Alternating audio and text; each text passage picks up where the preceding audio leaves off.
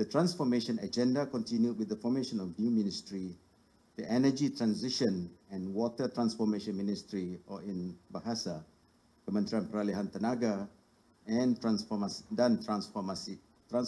Air, Petra, to better reflect the roles and responsibilities in the country's energy and water transformation effort, as stressed by Datuk Sri Haji Fadlullah Yusof, the Deputy Prime Minister, and also the Minister in charge. Bigger allocation under the annual budget is required for investment in water infrastructure to improve access to clean water and wastewater treatment facilities.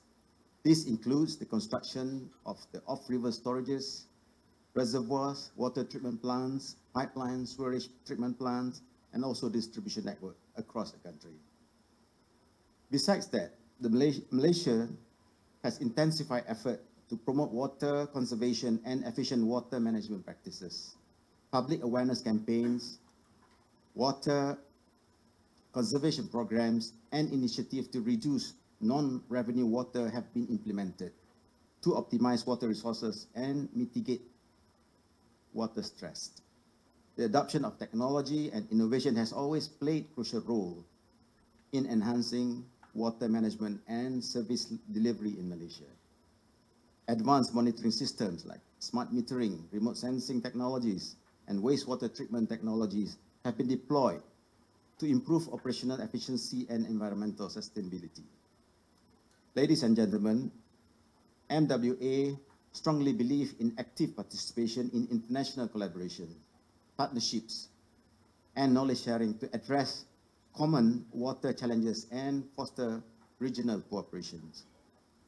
Participation in forums, conferences, and knowledge sharing platforms facilitated learning and capacity building in the water sector. Malaysia recognized the importance of climate resilience in the water sector, given the increasing frequency and intensity of extreme weather. Adaptation measures such as flood mitigation infrastructures, rainwater harvesting, and climate resilient water system are being introduced in water management strategies to enhance resilience to climate change impacts. In summary, the development in Malaysian water industry reflects a concerted effort to ensure sustainable water management, improve service quality, and safeguard water resources for present and future generations. Continued investment, technology, and innovation, and collaboration will be essential to address emerging challenges and to achieve long-term water security in Malaysia. MWA is confident that Singapore International Water Week 2024 provides an excellent platform for Malaysian companies to explore and pursue business opportunities in the water industry. Malaysian companies can leverage networking opportunities, showcase innovative solutions, access to market insight of the global water industry, business matching, and right set of investment circumstances, as well as learning and capacity building opportunities. In this regard, MWA would like to encourage delegates from Malaysia to sign up for the event and invite Malaysian companies to be part of trade mission delegation to the SIWW. MWA is willing to initiate the discussion with relevant ministry and agencies to lead. Essentially, the Singapore International Water Week is about global sharing. So let us come together with open hearts and minds, collaborative spirits, and shared determination to drive positive change, and ready to engage in meaningful dialogue, foster new connections, and explore opportunities for collaboration and growth. Together, I'm sure we will be able to build a more sustainable future where every drop counts. Once again, your presence here today are highly appreciated, and I believe now it's time for us to hear some words from the organizer. With that, I thank all for your attention. Thank you very much.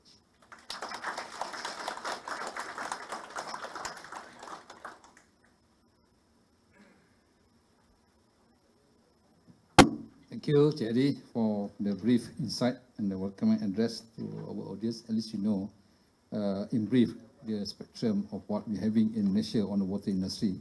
I would like to invite next Mr. Ryan, but before that, Mr. Ryan is not new to me.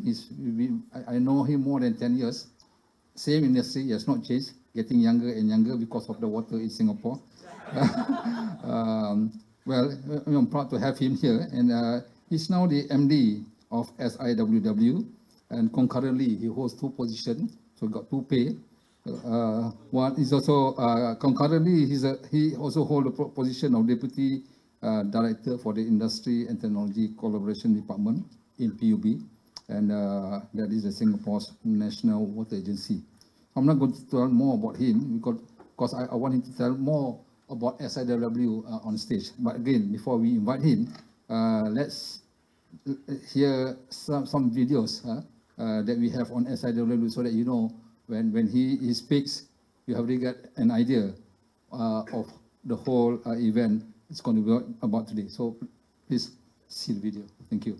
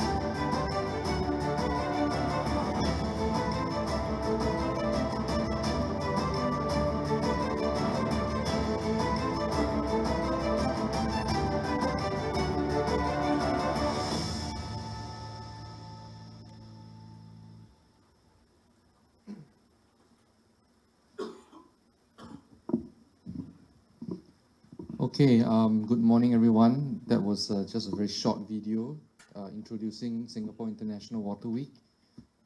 For those who have not joined us before, that hopefully gives you a short glimpse of what you can expect if you do join us this year. So once again, good morning. My name is Ryan Yun. First, I'd like to acknowledge the presence of some of our key guests, MWA President Stasari, my good friend, some of our key speakers, invited speakers, distinguished guests, ladies and gentlemen, good morning again. So, I'm supposed to click this and it's supposed to work. All right, let's go. Okay. So let me give you some background and brief about what to expect in Singapore International Water Week. Just a few key stats first. The event will be happening in June this year, on the 18th to the 22nd of June. It is the 10th edition of SIWW, so 10th. The official opening actually starts on the 19th, so 18 is actually a kind of a day zero where we have workshops and seminars. The official opening is on the 19th. For those who are participating in the trade show, our Water Expo, it runs 3 days, 19th, 20th, 21st, Wednesday, Thursday, and Friday. So if you are interested to come to SIWW, what are the ways you can participate? Essentially, I think there are 3 ways you can join us. Number one, obviously, we love for you to join us as a delegate. And as a delegate, you will be able to attend the whole program of SIWW, from all the Leaders Summit to the technical conference, to some of the business forums and thematic forums, which I will talk about later on. You could also join us as an exhibitor if you're interested to showcase your technology, your solutions, your company. You can join us as an exhibitor in the Water Expo, which my colleague Michael will share a bit more later on.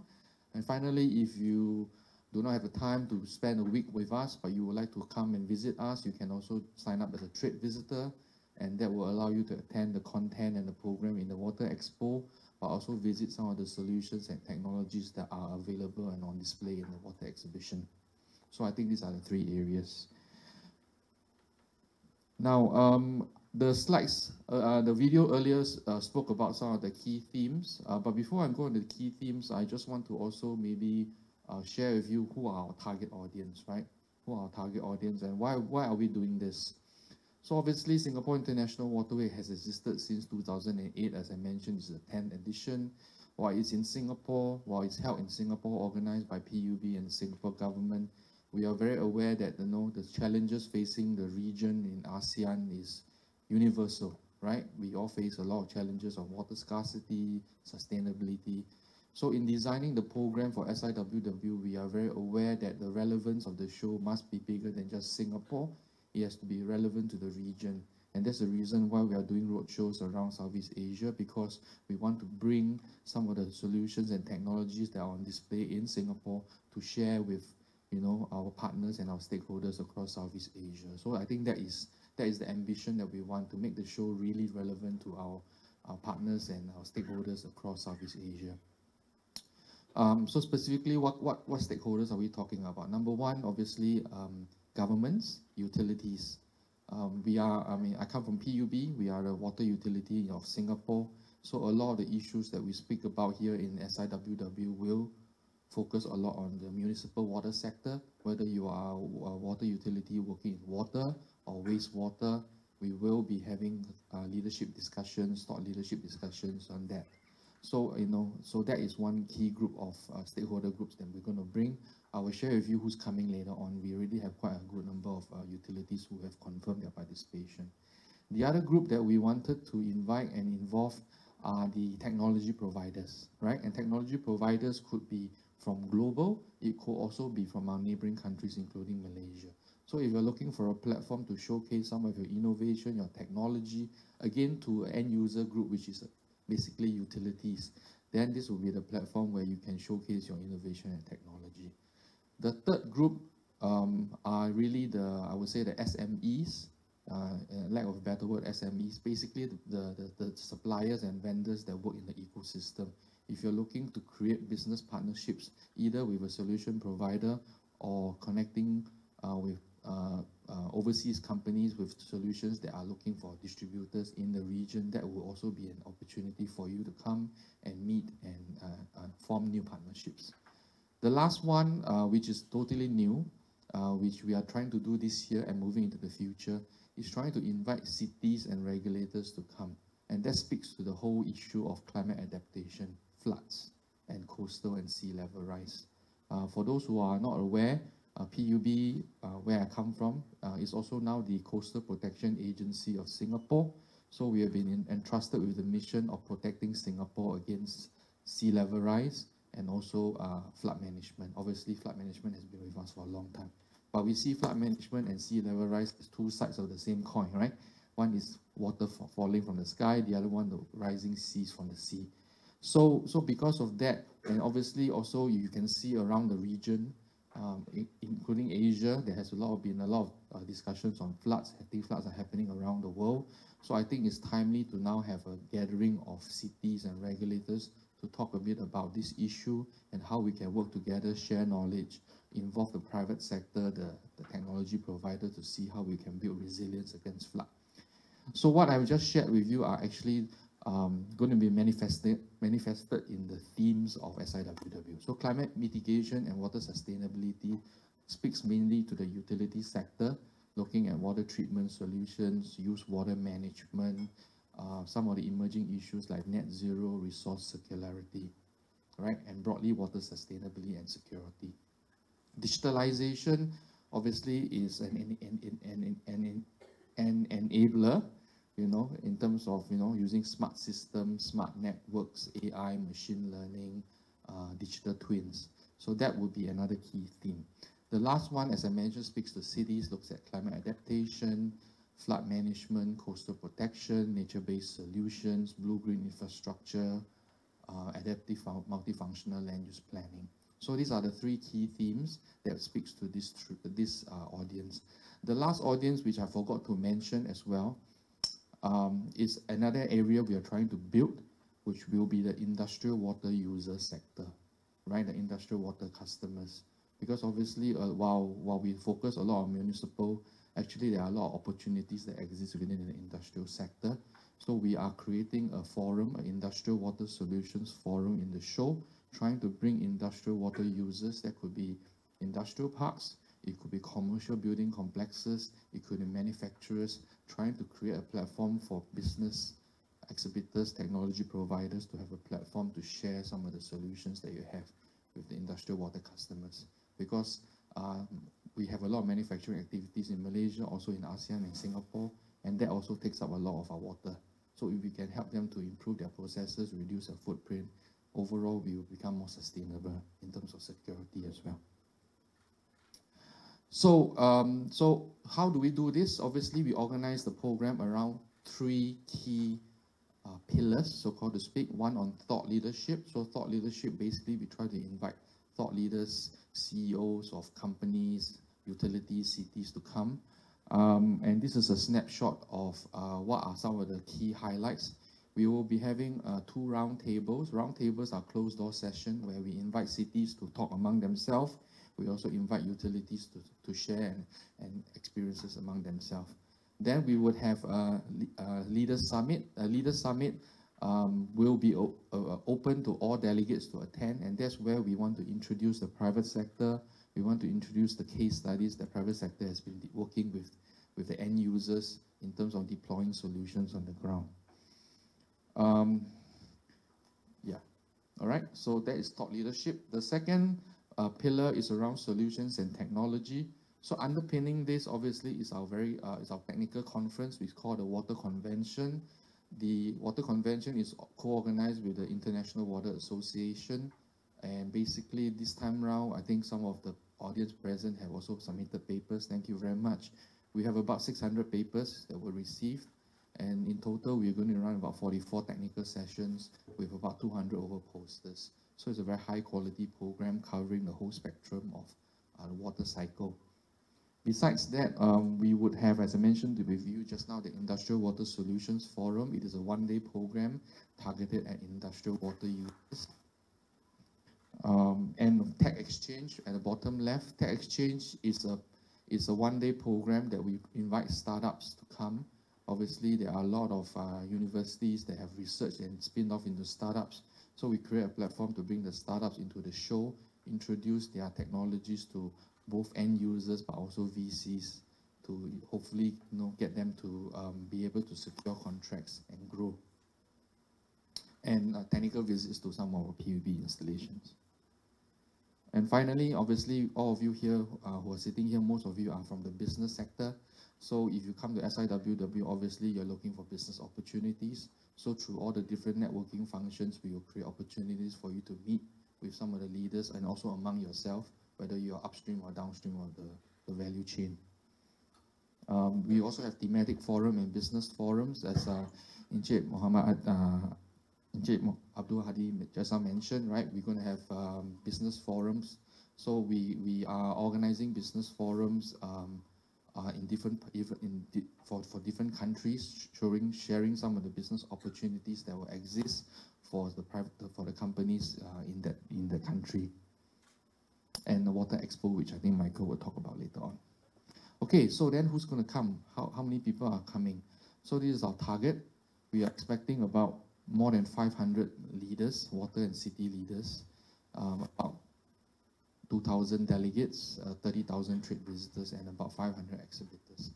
And so today, I'm happy to share we have confirmed the participation of 40 utilities around the world, 3 months out.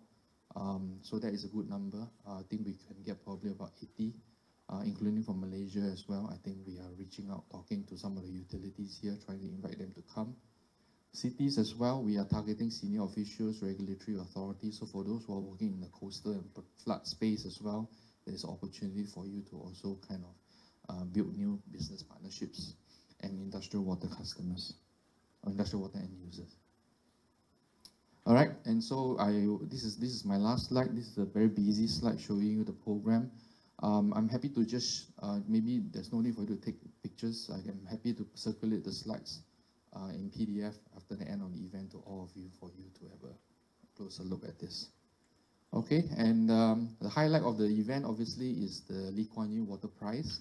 It's named after our founding Prime Minister. And the Lee Kuan Yew Water Prize award ceremony and banquet, it will be held during the Water Week itself on the 18th of June.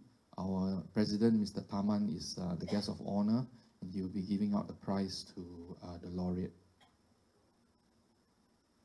And this is the Water Expo. I will not touch it on it. Maybe Michael, you'll cover this.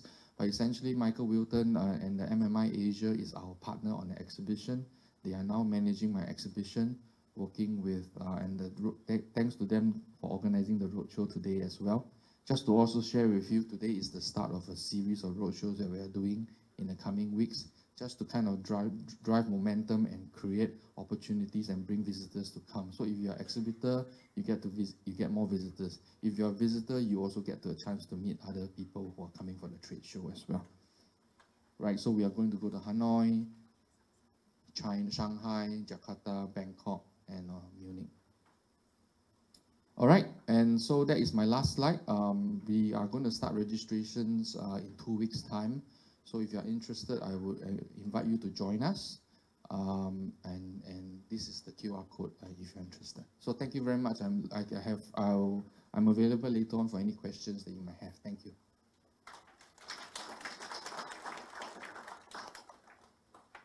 Thank you, Ryan, for the snapshot of SIWW. Now you know what's in store for you. Start saving, because the currency may be a little bit higher. Anyway, just a joke, but I'm sure that's being tackled.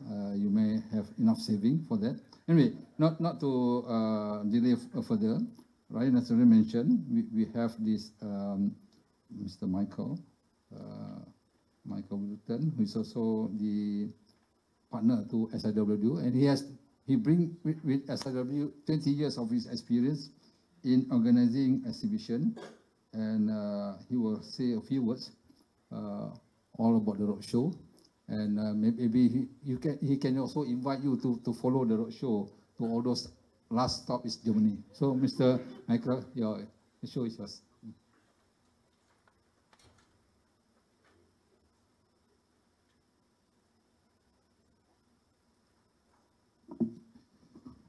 Thank you very much for that introduction. And yes, of course, I do invite everybody to follow our roadshow.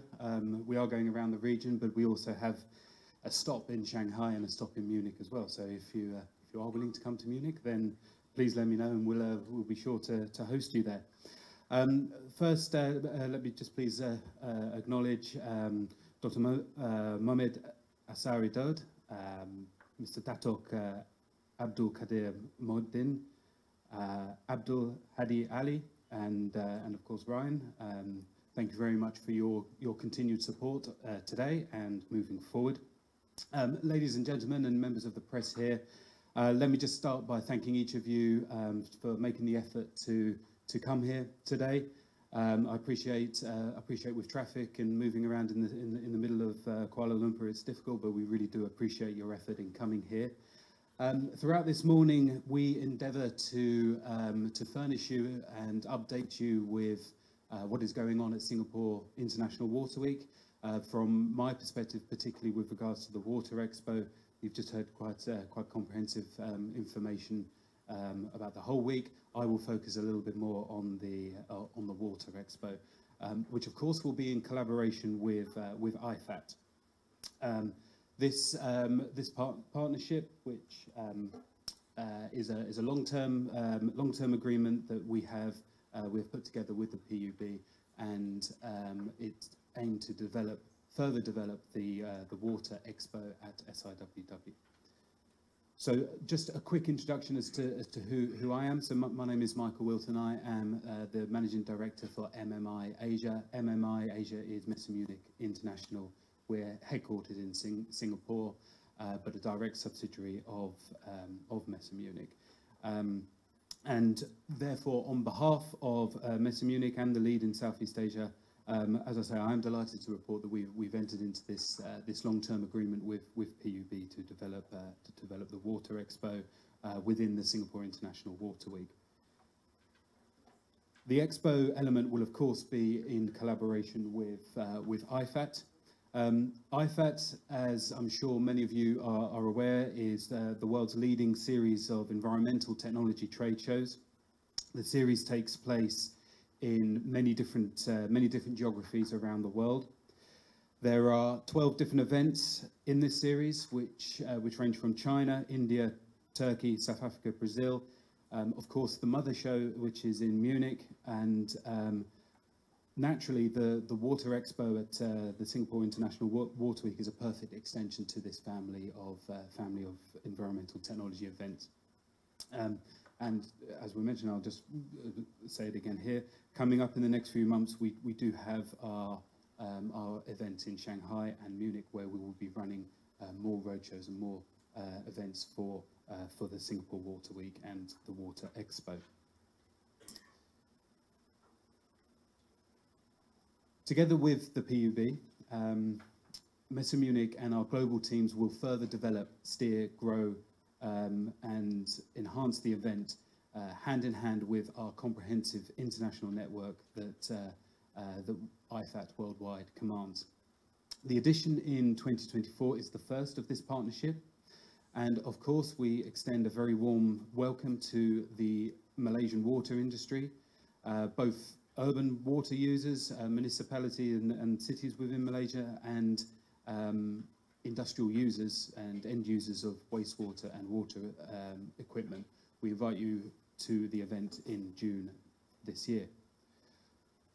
We have learned that challenges facing Malaysian industry in terms of water and wastewater management are diverse and intrinsically integrated into the development of the Malaysian economy. Industries that are driving the economy, some of which we'll learn a little bit about today, are all evolving and have significant and vital water use processes. Munich's network of shows has an impressive track record of providing solutions and answers to these types of challenges, and this is achieved by presenting some of the world's best technologies and services to those users, to those industries. The SIWW Water Expo in 2024 will, of course, be no different.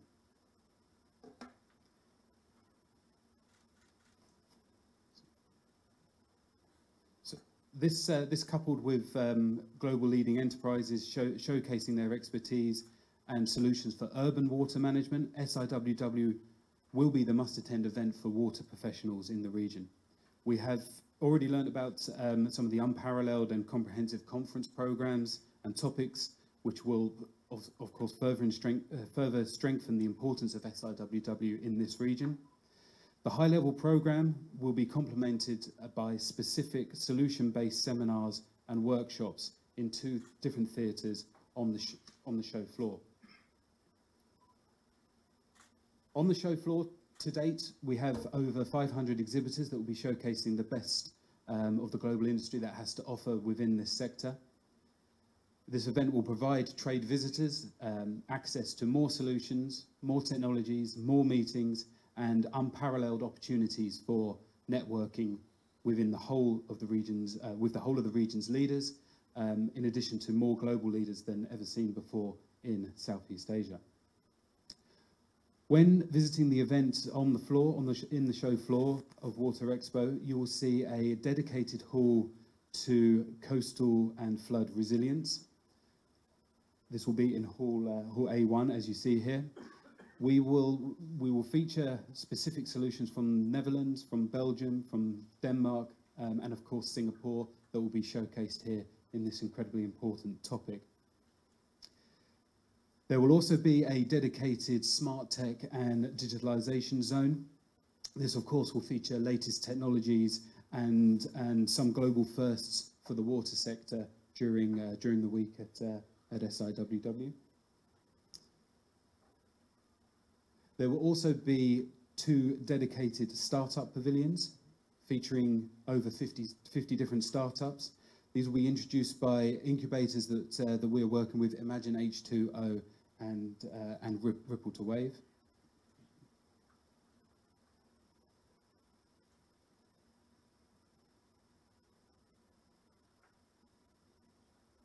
Okay, finally that works in time. So yes, we're working specifically with those 2 incubators to provide a platform for startups, and of course provide trade visitors the opportunity to be able to see the latest technologies that are coming in the coming years. This edition will see a significant increase in the number of international suppliers showcasing their solutions. At the time of speaking, there are confirmed suppliers from over 30 different countries and regions. There were also significant official pavilions from the likes of the Netherlands, Switzerland, Germany, Korea, Canada, Japan, USA, Australia, and many more. I could keep listing, but for the purposes of this, I won't. But please do visit the website for more information on who specifically will be at the show. And to ensure that you, as leaders in Malaysia and your networks, are able to tap into the expertise that we will see at this event, I would like to introduce to you some of the initiatives that we will put together to make your participation as a visitor or as a delegate as easy and as enjoyable, and of course of maximum benefit to you as possible. There will be a specific hosted buyers program. This will be for qualified visitors. Applications for this will open very soon, but they will close in May. So we encourage anybody that is keen to learn a little bit more about this to find either myself or the team a little bit later. We do have a QR code that will come up a little bit later as well for more information of this. The program will include a tailored program specialized to each individual visitor. This will guarantee that you will engage in key meetings and introductions and exposure to solutions and companies and stakeholders that will make a specific difference to your business. For all registered visitors, there will be free access given to a personalized business matching program. This will be free of charge service to anybody that pre-registers as a trade visitor or delegate for the event, and they will be able to take advantage prior to the event the ability to create a bespoke program of pre-arranged one-to-one meetings with suppliers on their booth or elsewhere in the venue during the event. General registration to attend the expo will open on the 18th of March. I urge you here, and I urge your networks to plan early, to register early, and encourage you to invite your colleagues, your networks, your partners to come to the event as well and take advantage of these opportunities. Early registration will enable you to take full advantage of these programs that we'll put on to make the show as effective for you as possible. As mentioned, this is the QR code for the hosted buyers program. So there will be an opportunity a little bit later as well if you missed this, but please find out more information from this. For the hosted buyers program, you can speak to either myself or one of my team here that will help guide you through that as well. Let me just finish by extending my specific thanks to the Malaysian Water Association, not just for your support today and helping us curate this morning's session, but also for the support that you give in general for the Singapore Water Week. As been mentioned beforehand, this is a platform that enables the industry to get together, the industry to work and solve the challenges that will be unique, not just for you in Malaysia, but for Southeast Asia and beyond as well. So it's a fantastic opportunity to be able to get everybody together, and I'd like to thank the MWA for their support in this. And once again, I would like to just extend my personal invitation to all of you here and all of your colleagues, all of your networks, to invite you to the Singapore International Water Week, and of course the Water Expo, which will be in collaboration with IFAT in Singapore this June. So that is it for me. Thank you for listening, and yeah, I look forward to meeting and speaking with a lot of you later on today. Thank you very much.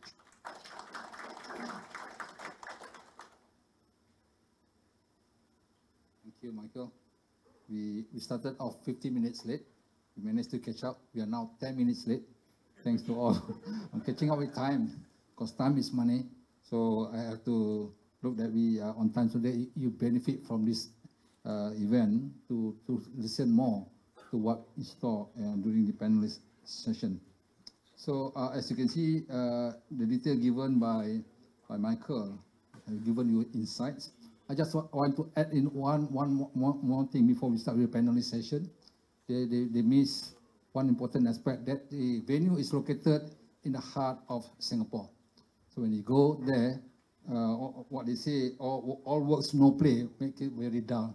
So to release your stress, you can walk around in that area, a lot of shopping center. You want to go for window shopping or you want to go spend, you can spend. And a lot of interesting places that you can see in Singapore, either at night or before or after the SIWW 24. So I would like to invite now my fellow panelists to the stage for today's topic on progressing towards water sustainability. And I'm honored to say that I'm also one of the panel. So can I invite Dr. Asari Daud.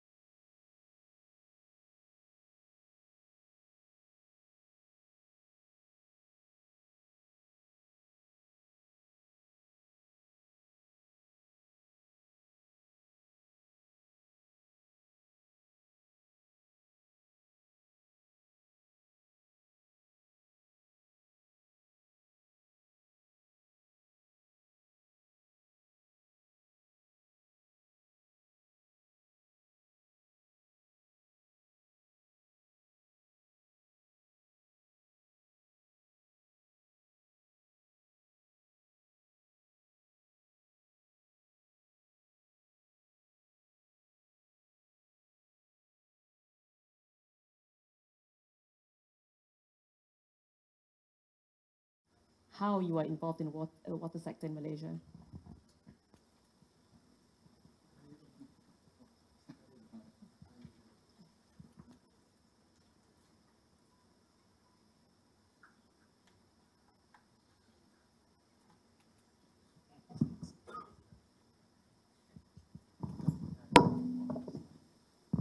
Okay, sorry for the delay.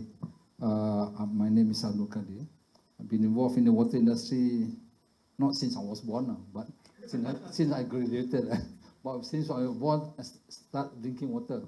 So, but realizing that how important of water. So after graduation or before graduation, I start get interested in water, and not only water. When talk about water, is water and sewerage. So I can do both, and it's a long journey. That I cut the story short, that I've been involved in water for all those years.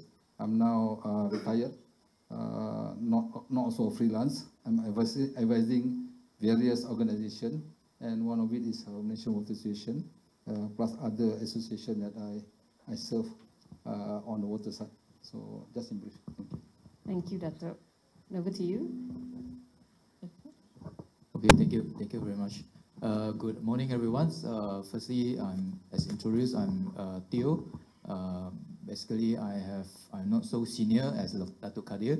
Have been in the water industry for more than 2 decades, where I have served in the governments, the Malaysian governments, as well as in the industry. And currently I am attached to the University of Nottingham as the Professor of Water and Hydro Environmental Engineering. So, and also as being informed, I'm the chair of International Association of Hydro Environment Engineering and Research, where I think IEHR will be playing a very important roles, especially in the water industry, together with the MWA and also IWA as well. I think this is a good platform, especially the SIWW invited us today. Thank you very much for the invitations, and also it's a good opportunity to share with our counterpart, especially in Malaysia, where we have so much of the good platform, especially SIWW. Even though in Malaysia we have Asia Water next month, together I would like to invite you to join us to celebrate that, because we are part of the water. As I know, water people, especially water expert, we are all the nice guy. Okay, we are not fighting each other. We work together for the best of all the humans. As also United Nations mentioned, water is essential for all of us, and we have a human right on that. Yeah, it's part of a human right. Thank you. Assalamualaikum warahmatullahi wabarakatuh, and very good morning. Thank you, Ms. Moderator. Thank you to the organizer for inviting me, of course, and also all of you who are very committed to attend this morning's event. So it's nice to see you all again after quite some time. We were in a bit of crisis, COVID, whatever. So let me introduce myself. It's a very long introduction. That's why I give the chance to the others. My name is Muhammad Asari Daud. My Facebook name is Muhammad Fuad Al-Fatani. You can find Asari in the Facebook. Fuad Al-Fatani. That means I actually come from Fatani, Thailand. So that was my ancestors. So in 1984, I became a water engineer, and I stay in water for the last 40 years, 4 decades, a little bit more than you. And I have been, of course, a designer, a consultant, a contractor, an advisor, an activist, an operator. Today I'm operator, chief executive of Syarikat Airport. So I've been everywhere, and I have a lot of problems in my mind. So if I'm going to talk, it's going to be very long. That's enough for the introduction. Thank you. Thank you very much, gentlemen. I think we're all here for a very similar purpose. I double hat today, and not only do I sit on the board of a media and intelligence company, I also work in the intersection of nature and finance. And one of the big projects I'm working on this year is the National Climate Change Act. and water is going to be part of a big part of what this act will encompass. And before we kind of deep dive into this further, I think let's frame the situation in Malaysia here. Let's hear about what are the current opportunities around water, and I'd invite Datuk Khadir to start with that.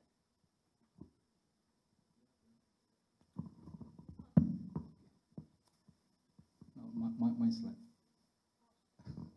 Okay, thank you, Harold. Again, time is very short. I just go straight to the point. Talk about issues. The issues is everywhere. Either you have too much water that cause flood, or you have too little that cause drought.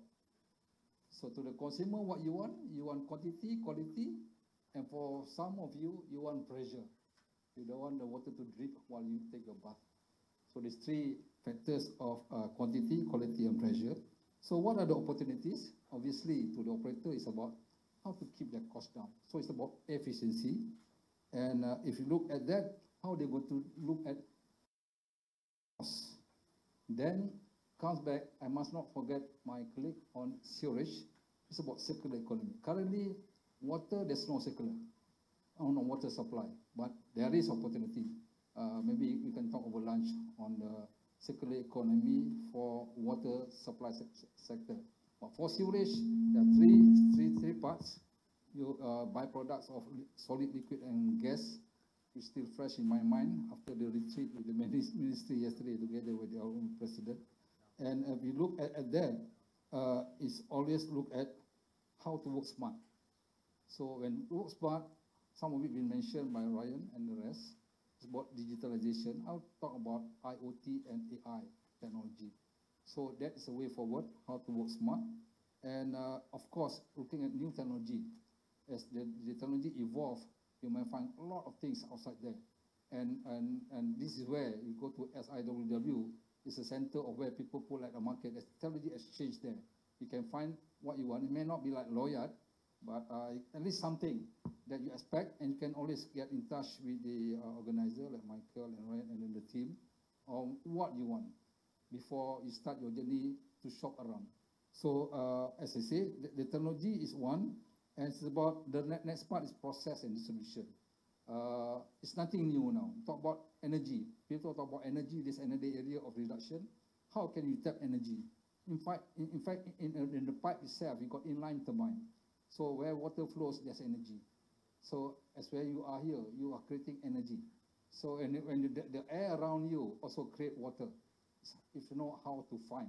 But to find, you got to mix around, and you cannot walk alone. I am not borrowing the Liverpool tagline, you never walk alone, but in actual fact, yes, we work as a team, and you have to talk to your neighbors and friends.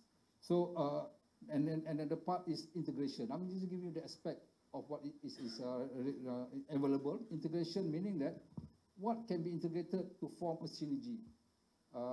Example, let's say for sewerage, the digester, if you just take the human waste alone, again, you're working alone. So talk about integration, you can take the waste from the market waste, you can food waste, you can take from the manure to mix up, and that increase the carbon and increase more gas. And that gas can be converted to energy. Other than that, there are a lot of other areas. And the sludge itself, there are a lot of minerals in there. I will not talk about in detail. I'm just looking at opportunities. And also working with other related stakeholders.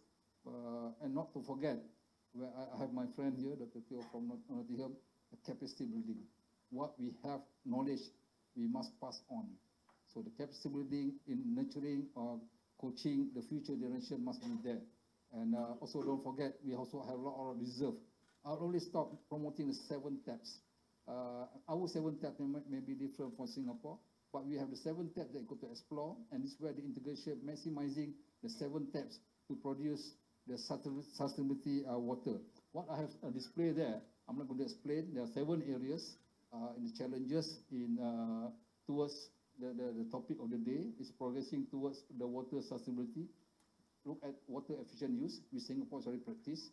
Can learn more how the PUB give free gadgets, and not only free. I was told they go to the house and install for you, you know, at the earlier stage. Now maybe they charge, I don't know. Maybe if you go there, you can get free free nimbles. There's another free shot. You don't have to shop around, it gives you free. Then protecting the water source. Singapore itself is, the whole Singapore is a water catchment area. You can learn from there. Investing in infrastructure goes without saying. That one you got to upgrade, enhance. Diversification of water source, I already talked about 7 taps. Community engagement, this is where capacity building comes in, and buy-in from the public. There's another opportunity, how it's being done. On top of my mind is see how Singapore educate the public, and you can also learn from the Australian. They don't have any promotion, pay your bills, and all these things. People know, and they know their rights. They pay without asking. And then policy and regulation is very tough. Normally water has been politicized. So how you manage the decision maker? So this it is an art. So maybe you can join the Lee Kuan Yew management school to learn how you manage the politician and the decision makers, so that the water become the rights of the people. Last and least is the R&D, how you invest in new technology. Again, there'll be a lot of things in store for opportunities in the water sector, and I can go more and more, but because of time limits, I'll pass back to Mr. Kairon. Thank you, Dato'. Thanks for framing the conversation for us. I think let's deep dive into it a little bit. Dr. Teo, would you like to say something around challenges and opportunities that we face around water in Malaysia? Okay, thank you very much, Kairon. So basically, yeah, thanks for these good questions here. But basically, we have a lot of challenges here that we face. As also emphasized by the governments of Malaysia, we are looking at to provide adequate and also the safe, clean water for the publics. As under this objective, and also we have four main objectives where we want to supply water for all, and also for people, for water for environments, water for food, as well as for water for economy. So all these 4 objectives cannot be done without any of the initiative especially from the governments. Cannot be standalone. And we need the private sectors to support also. And this partnership, government or public-private partnership will be very important to help us to achieve that objective. And we have many initiatives have been done, carried out previously. Some of the objectives have been done successfully to actually to face those challenges that we have. For example, we have promoting of the water resources to provide quantity aspect as well as quality aspect, which is to ensure we provide adequate, affordable, as well as safe and clean water services to the publics. And this is also can be emphasized more where the water reforms in Malaysia have been done since started of the 2005, where the parliaments in Malaysia have passed the WASIA, which is Water Services Industry Act in 2006, as well as the SPAN, which is National Water Services Commissions 2006 as well. So both acts have actually played important roles and helped Malaysia to reform, especially to face those challenges that we have. And as well as we want to make sure that the challenges that we face here can be discussed together among the integrated river basin manners. And this type of approach will be important because we do not want to manage the river basins outside of any of the concept without any of IWRM, which is integrated water resources management. So we have looked into all these type of integrated approaches, and this is where we have facing all these type of problems and issues that we have, and all stakeholders involvement will be very important. You and me as publics, and all these type of regulation that we have from the governments, as well as a partnership together with the private sector that will bring all together for the benefit of publics. And definitely, we want to provide and supply the water, safe and clean waters for all the publics here, you and me. So as you know, even though in the world, based on the report from WHO, one third of the world population, they didn't access to the clean and safe water. But we are lucky in Malaysia. I think based on the report from SPAN, we have 99% our public in Malaysia, we can access to clean waters with the water supply. So this is a good news where I think you and me, as part of the water industry, water expert here in Malaysia, we have played a very important roles together with MWA and also IWA, hopefully together with IHR Malaysia chapter, where under my chair, I think will be bring benefit to everyone here. As you know, water is also essential, as we mentioned just now. Under the United Nations, this is a human right. We cannot be, it's one of the important essential for us, every one of us. As you know, we need water every day, and we use it for all our purpose. Even though under the objective of government of Malaysia, we want the water for food, where this is to secure our food security and also for the water security as well. We want to ensure that every one of us can get rice and also to supply the food for everyone. Other than that, we also looking at the water for environments, where this was also part of the importance roles of every one of us to take care of the environments. Naturally, all these rivers and also the streams, they are part of the natural processes that happens around us, and we need to take care to make sure that the environmental conservations and all this can be take into considerations when we have developed all our water infrastructures. And the private sectors have playing important roles where they are putting in the financial support, and all this financial support will realize our water infrastructures for all the publics. As you know, for example, in the KL area, the Klang Valleys, most of the pipe around here are aged, quite old. So private sector will come in under the water reform, where this can be help the industry to be more operation, more efficiency, and also to make sure that we can also to reduce the NRW, non-revenue waters, as well as to provide good services for all the publics here. And the separation of asset owners as well as the operations owners, that will be help the country to move forward. This is how the water reform can play an important role here. And today we also formed the PARPs, where I think Engineer Hari just now, from PARP previously, where PARP is the asset water assets companies under the Ministry of Finance. They're looking at the asset management for Malaysia. And this is where we can go ahead with this approach, and the water reform will help the country to move forward, especially. Thank you. Thank you, Dr. Teo. Let's dig into that a little bit, Dr. Asari, because we talked about opportunities, but what are the challenges? We know that we have 99% access to water, yet there are still spaces in time where we hear that, oh, water is not reaching households. We need to send a truck around.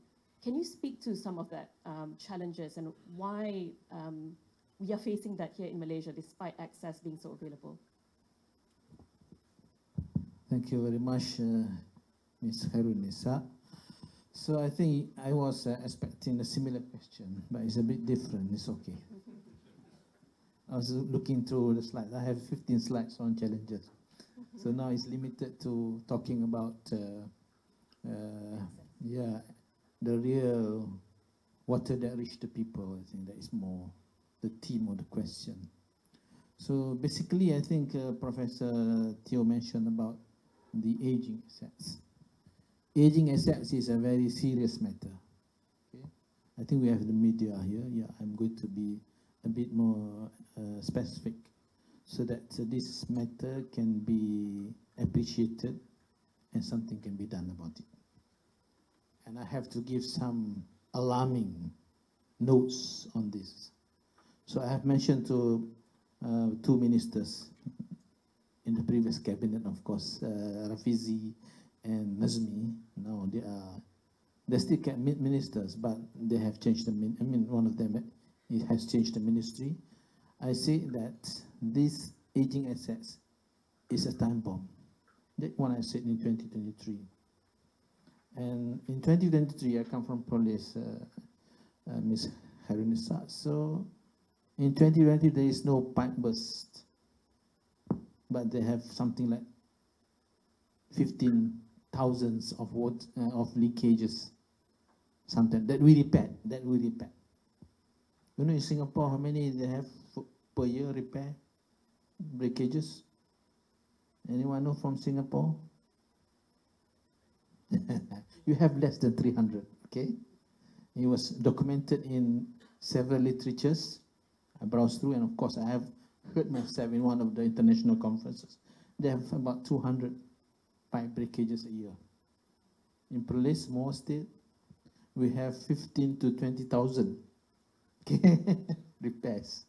That is also not exhaustive enough. We have more to be done. So there is something that is alarming. This year, 31st of December 2023, 6 p.m., my main pipe burst.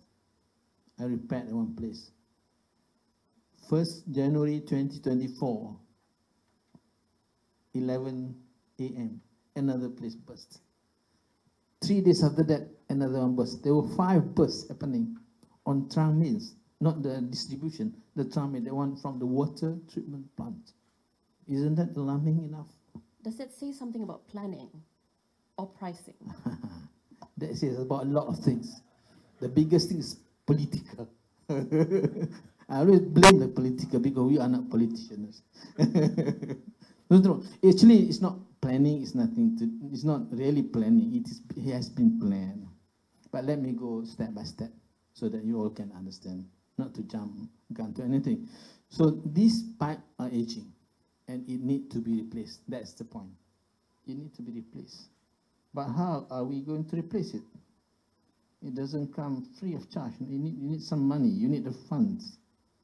You need not little, huge amount of money. Maybe 20 billion, 30 billion. Where are you going to get this money from? But if you allow that just to evaporate like that in the air, you will have problem. So I just now was talking about in Perlis, 2023 there was no pipe burst. 2024 we have already 5 major bursts. I'm hoping it won't happen again after this. Only prayers after prayers after prayers, you know. Yeah, of course, because we cannot control this. Okay, so what I'm saying is that our system, our delivery system fail means not 100% successful. It's because of the aging assets, that's one. And that aging asset is become more and more critical because we don't have enough fund. And if we talk about fund, it's going to come from the tariff, then do it. If the fund is going to come from federal grant, do it. If the fund is going to come from PFI, do it. You need the fund to come in time. Do we have a price estimate for that, how much it will cost? I think all the states have their price. We have our own price for our state. As I said, I mentioned something like in billion, probably 30, 40 billion. That's a big amount that we have to somehow. That is only for the replacement of the aging assets. When we replace the aging assets, our system will be more efficient. Means our treatment plant might not have to be extended anymore. If we can reduce our non-revenue water from 50% to 30%, we have that 20% saving that we can actually use. That actually reflect is 20%, something like 5 or maybe 2% a year, maybe 10 years of demand, of new demand. So a good infrastructure assets will help us to be more efficient. But I'm not saying that we didn't plan. We planned, but the plan has not been fully supported by the enablers. The enablers are the we call it the federal agencies, EPU, MOF. The enablers are the tariff reviews, are responsible for that. And of course, PAAP also I can blame. Although Hadi is very enthusiastic to give us assistance, but at the end of the day, we didn't get anything. When I visited PAAP, okay, my last sentence, I visited PAAP. I went to my 3 officers, senior officers, and PAAP has 20, I think. Hadi, you presented me 20 officers, all the senior officers, their deputies were there to listen. So we are expecting to get some money out of that. Unfortunately, it's already 1 year, so things doesn't come as we plan. Okay, thank you very much. Thank you, Dr. Asari. I think you leave us with more questions than answers. But let's go back to you, Dato'. We've spoken a little bit about access, but I'd like to deep dive into supply. I think given the advent of climate change and whether this is relevant to our neighbors in Singapore and how they address water supply, but one of our main sources of supply is the forest and our watersheds, and pricing as well. If the asset cuts across intergenerational, interpolitical boundaries, how is that best managed? I'll give you, I guess the hot topic at the moment is Kedah and Penang. So the main suppliers in Kedah, they provide the watershed, they pay for the watershed, they supply 90% of Penang's water, but Penang pays nothing for it. Can you say something about how we can improve governance there? Well, again, the same question of the decision maker. But there must be a referee. But on our side, the non-political people on how to address the issue collectively, I have to repeat the 7 steps. How you maximize 7 steps? Why must you build more if what you have you waste? If you have a lot of water, but it's polluted, that goes to the technology. How to create a plant is designed. We have 5 classes of water. Forget about the 3, 4, 5. 1 is too pristine. 2 is the one that we take. But when to be fair to the water operator, when they design the water site to abstract water is class 2. But when the watershed has been polluted and enclosed in that manner, the water drops to class 3. And to make it worse, it's been polluted. And polluted, the plant needs to stop. It's just that for everyone information. If you have a car, I'm sure you're driving a car, it's filling with petrol. Then suddenly you put in diesel. The whole car needs to be overhauled. The same thing with treatment plant. That's why they have to stop. Not to blame them, but this needs to be stopped. So for our side, as a technical professional people, how to maximize the 7 steps. For the political side or the decision maker is how they have to come to a term. Yesterday I forgot to mention to the minister. We always talk about tariff, water tariff, but we have forgot to talk about raw water tariff.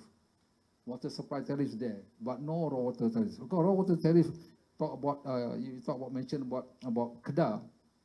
Kedah, the factor is different because it's the rice bowl of Malaysia. But if you go to Pahang, it's about preserving the forest. This all Taman Negara, you know. So the factor is different. But again, in safeguarding the forest, if I can recall, the Pahang asked for 70 million compensation to safeguard the forest. The same thing like Kedah, if talk about safeguarding the forest, they be deprived of, they want to be like Selangor, but being the rice bowl of Malaysia, they have to maintain that. So the loss of opportunity, there's a cost to it. So to maintain that forest is a cost. So there must be sharing. The riparian rule sometimes doesn't stand.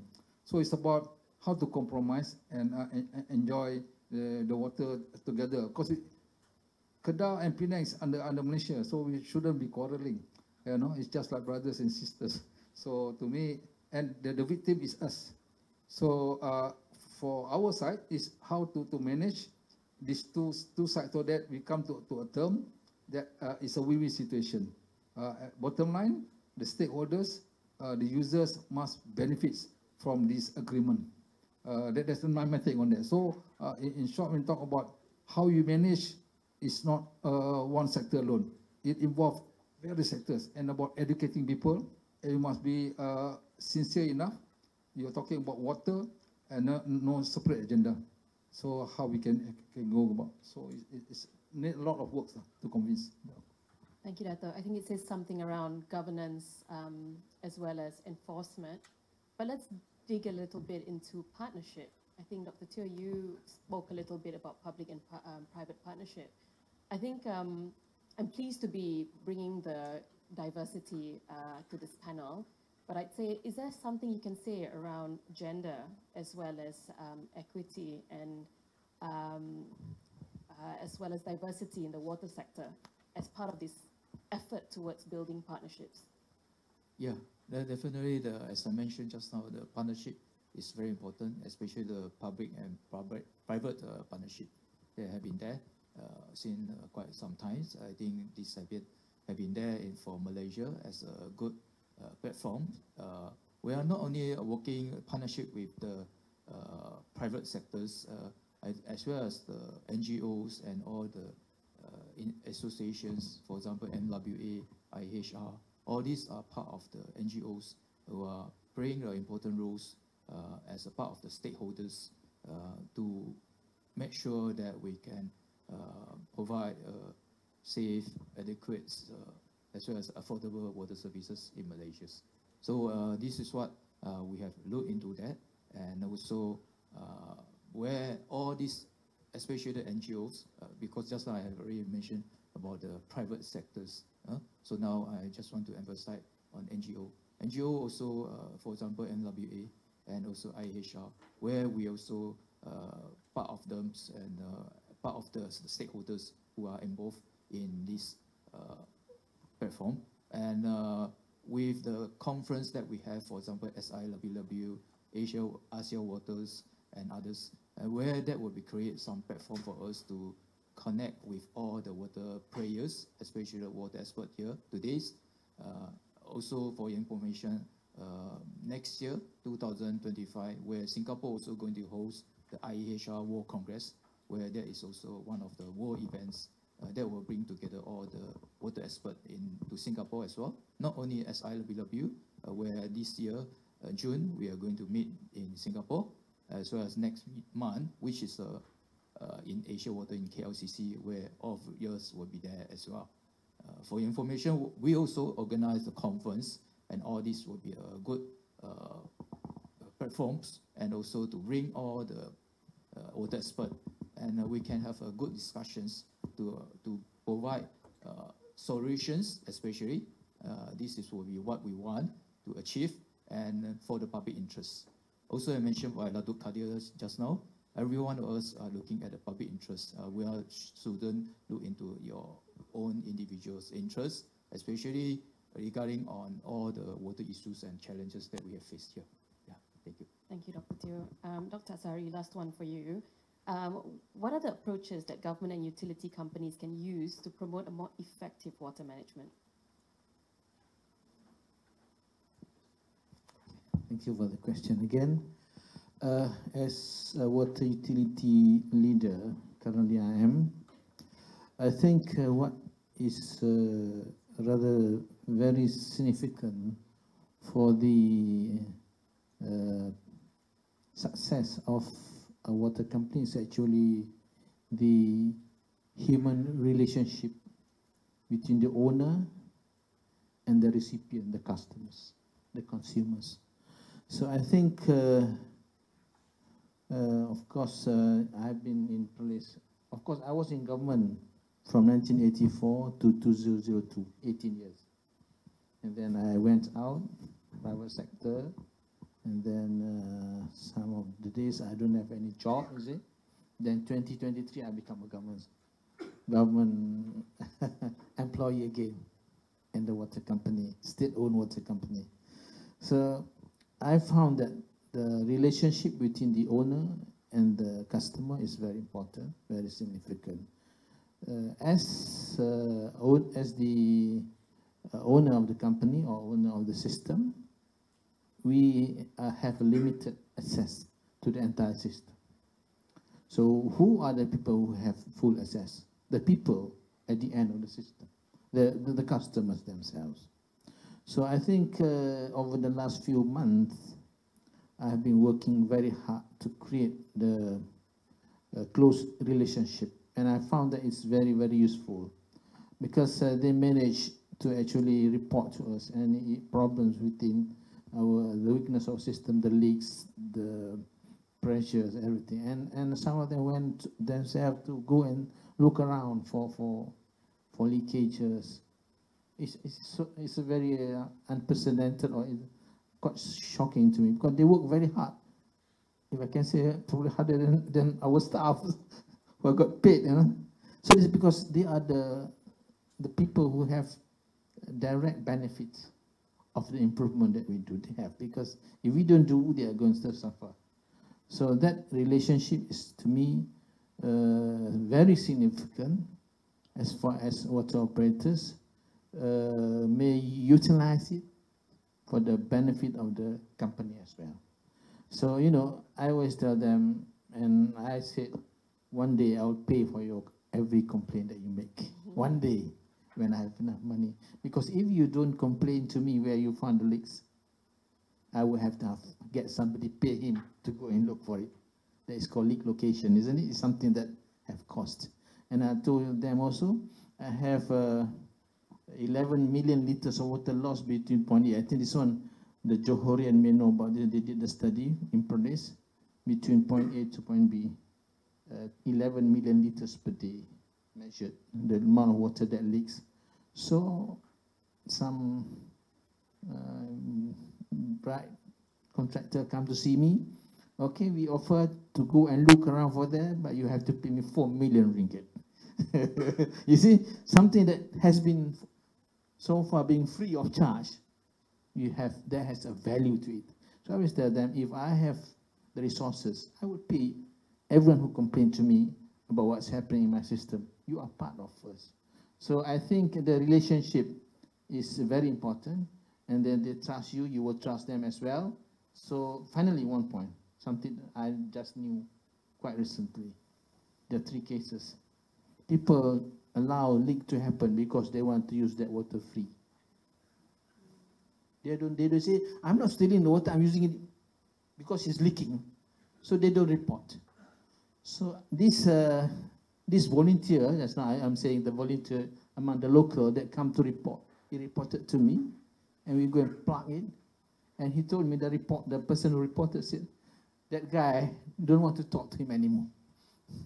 So that's how bad the system is, how bad the community look at something to us, and a problem to them is opportunity.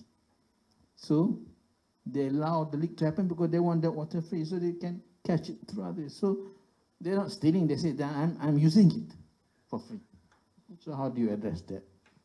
It's Harunisa. I put the question to you. Thank you. Thank you, Doctor. Sorry, I think it's really interesting that you bring that up because it says something about the tragedy of the commons, doesn't it? Water is a tragedy of the commons, very similar to how we see the atmosphere, climate change, everything we share in nature, we overexploit, and that's why we have government to come in and oversee that process. But it was really interesting as well what you said about citizen participation, and given that opportunity, they do take accountability. So I think for those in the room and operators, utilities, partners, I think that's a very important point, a very interesting point as well that I don't think we've utilized enough here in Malaysia. So that's really interesting. Now we're very short of time, so we're going to take 1 or 2 questions on the floor before we close. Are there any burning questions that anyone has for any of our speakers today?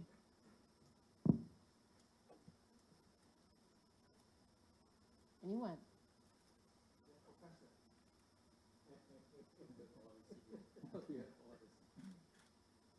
No, if we don't, then any final words from our panelists? I think we've covered quite a broad area of discussion today, but it'll be really good if you've got any closing remarks. Dato', would you like to start? Okay, just like to take opportunity if this can be more forward. I'd like to take example of Netherlands. Their land, Netherlands, the land is below sea level, and face floods. So over all those decades and years, they finally realized they need a body that high and above the political masters. Thereby they create a body, regardless of the change on driver's seat, this body remain the same, and they get regular funds in billions of euros. And I think we should emulate that in Malaysia, if not in Asian countries, so that water is not being politicized, and whatever deserves to be given, what Dr. Asari was saying, the plan is there, the implementation is lacking. The law is there, but enforcement is not there. So if we really talk about governance, I already put all my slides down there. It's all there, it just needs some explanation.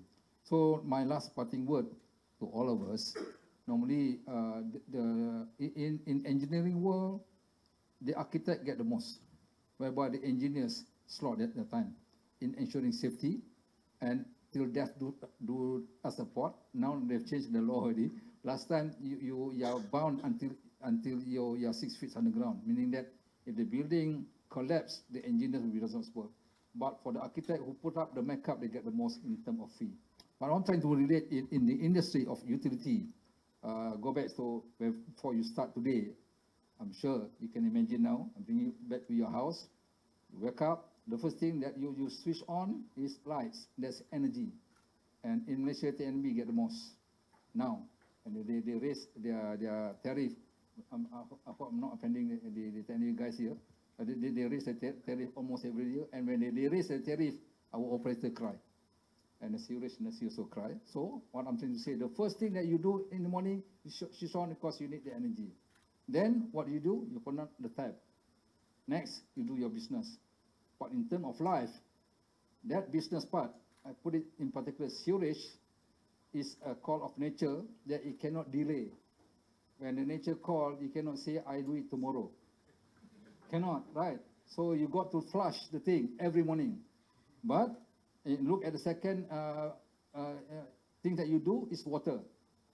So without water, if they don't give you the water today, you can forget about it, you can drink it tomorrow, and still survive. And energy, you can live without this, with your torchlight and candles, things like that. So in terms of priority in life, sewerage comes first, water comes second, the third is energy. So it's a food for thought. Think about it, we need your support, and it's where you should transform the mindset, where water is the element of change, and the change is the key to what we do today. Thank you. Thank you. Dr. Teo. Thank you. Yeah. So as today I represent IHR, so I'm also like to encourage, especially the participant here, to join MWA first. Then after that, you join IHR Malaysia chapter. Okay. We actually, as a water association here, we play important roles. We can work as a team, where we can go together to next month to Asia Water First. Then in June, we're going to Singapore for SIWW. And next year, we're going for IHR World Congress in Singapore again. And in 2028, we go to Kuching for our IWA World Congress, right? Yeah. So this is where I think we can meet each other, and we can communicate and cooperate and set out the collaborations from there, start from there. And that will be a good platform for all of us. And we can help our publics here, especially for the benefit of, to get the essentials, which is the water. Okay, that's all. Thank you. Thank you, Dr. Teo. Join the associations, lots of travel opportunities. Dr. Asari, over to you. Okay, thank you very much. Yeah, I think we have people who can influence more than others. The media play a very important role to influence people, to educate people. Politicians somehow, someday, actually also have a strong, what you call that, contribution if they really do. We, the operators, the engineers, somehow we are not that sexy in that type of job. We are always very technical. So I think we need the concerted effort. One of the ways is actually somehow we have to think how to get our politician come to event like this and listen. How they can mingle around with other politicians from other countries, for example, so that they can share and have a thought. You know, if you are forced to show what you have done in your country, then the concern to think and on your own will be higher. Otherwise, they will just be the people who, you know, who sign documents and without thorough or looking into depth. So I think we need these people to be active. And of course, I think media can play a very important role. And being among the senior, Datuk Lim, kita ni tua sikit ganda yang lain kan. One of our brother in the back there, by the color of the hair, of course. So we have an obligation during our lives so that we actually can share whatever we know to the very best. Sometimes we are a bit direct, but we can't avoid. Time is not on our side. Datuk Lim, we have to be direct sometimes. So I think as for the water industry, we are somehow in a very critical state. We realize it or not. As you mentioned about sending water by tankers, it can be true. It can be true. You might be seeing lorry tankers everywhere 5-10 years time if you don't do anything. Or the breakage, you try to open another 5%, or you reduce until the end. Then if you open 0.5% also, you break. So that is where you will see that all the water will be delivered through tankers. And that can happen. That can happen, I'm saying. So I'm a bit harsh on that because I can feel that our system is sick, our system is weak, and it needs to rejuvenate it. It needs to be replaced somehow. That is the situation in the country. Our system is aging, like the man speaking now. Thank you very much. Thank you very much, gentlemen, for sharing your wisdom, and thank you for all your work that you do in taking care of this very important asset. Can we give our panelists a round of applause, please? Passing it over back to Datuk. Thank you. Okay, we get heated up in the panel, isn't it? For this photo session? Oh, okay.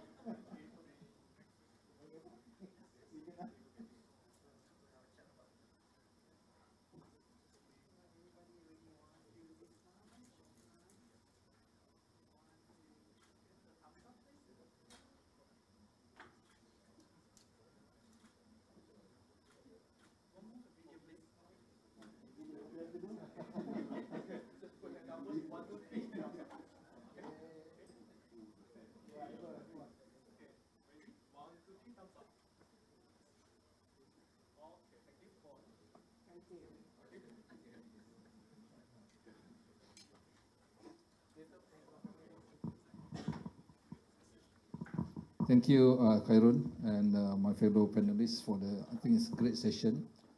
Unfortunately, we don't have enough time for the Q&A from the floor, but definitely you have time later on. So I'm keeping up to the time. We, instead of 50, last time, before the session we have 10, we have recovered 5, now we've lost 10, so 20. So there will be EOT, extension of time, with loss and expense that you have to pay by extending your lunch. So anyway, I think you definitely have gained some perspective from what's been discussed just now. But we move on to the next topic. On the next session is on the harnessing innovation and technologies to advance water security. And I would like to invite the following panelists. We have two, Professor Dr. Lee Kai En and our Tuan Haji Muhammad Yazid, the CEO of Syarikat Air Negeri Negeri Sembilan, to the stage. So please. And this time I'm tasked to moderate. So I have a lot of questions. Hopefully times is on my side, and you see how it goes. Okay, please. The name is not the right name. It's okay, it's okay. Please, please, please. Come on. So we are 10:55, or rather nearly 12. Okay. So without delay, can I think that's what being practiced just now. Can we have a short brief of your profile in 1 minute or less to let the participant audience know who you are and your specialty, please. Start with Dr.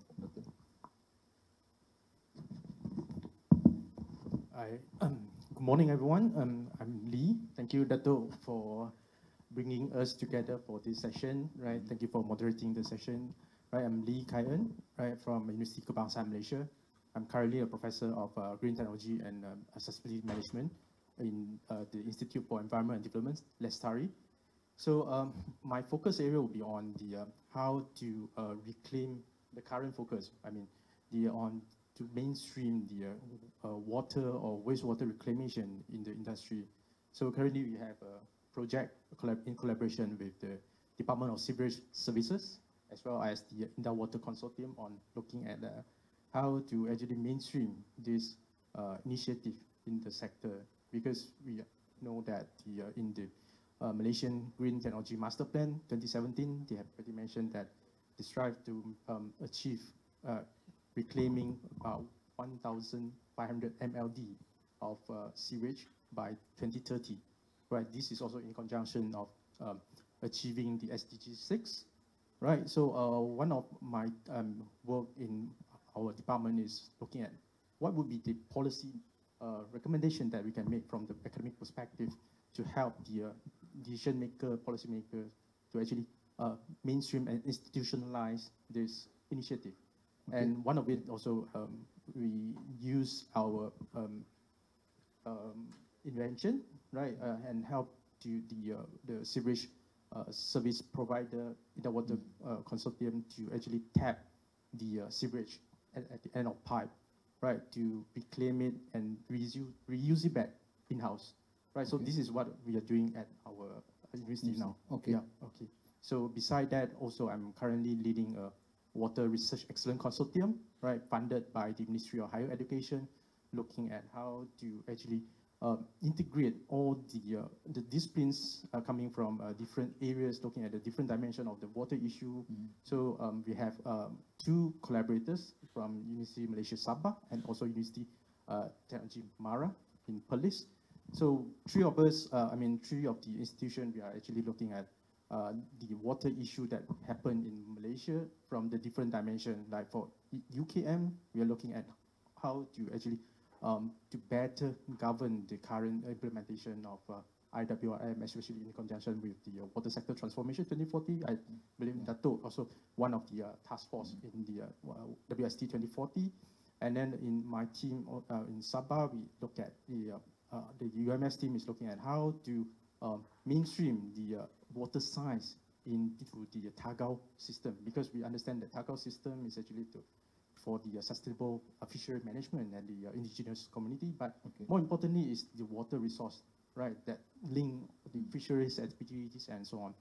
And my team in Perlis, by working on the how to actually conserve the water in the every time when in Langkawi, when they face the peak season, visitors, a lot of visitors visiting Langkawi, there will be a lot of water issue. We'll see a lot of black water discharging, right? Okay. They go into the coastal area, right? So how they can actually mainstream the business activity, especially the tourism operators, to better manage their water, right? So this is also what we are working right now under the program, right, funded by the Ministry of Higher Education. So that's about our current work right now. Okay. Thank you, Datuk. Thank you. So there's a lot of research. I will question more on that. Move on to Tuan Haji Muhammad Yazid. It's not new to me. He's also my friend in the water industry, very small circle. Please, Tuan Yazid, can you explain a bit of your profile, biodata? I'm starting my professions with the oil and gas, with the ExxonMobil, with the 12 years experience, and then after that I'm joining the water industry with the Syarikat Air Selangor. At that time it's a Syabas. Then after that I'm joining the Suruhanjaya Perkhidmatan Air Negara, SPAN. After SPAN, I'm joining to Pengurusan Aset Air Berhad. Okay, for 10 years I'm with the BAB, and then after that I've been asked to, or the state government of Negeri Sembilan request me to monitor, to seconded, to Syarikat Air Negeri Sembilan until now, and I'm nearly considered as a full-time with the Syarikat Air Negeri Sembilan. That is for my profession. Okay, you can see a long profile being made short, but it's actually involved in water, being regulator, now become the operator. So very interesting. Anyway, to start the ball rolling, I will start like what we have been said just now by Prof. Dr. Lee. Malaysia is undergoing the water transformation. We have completed our water restructuring. Now we are undergoing a second wave, not tsunami, but it's a wave to show the change of mindset and how you look at water, to change the water from cost center to become profit center. So on that aspect, it's also being reported in worldwide also, I think. But this is the report by Frost and Sullivan, leading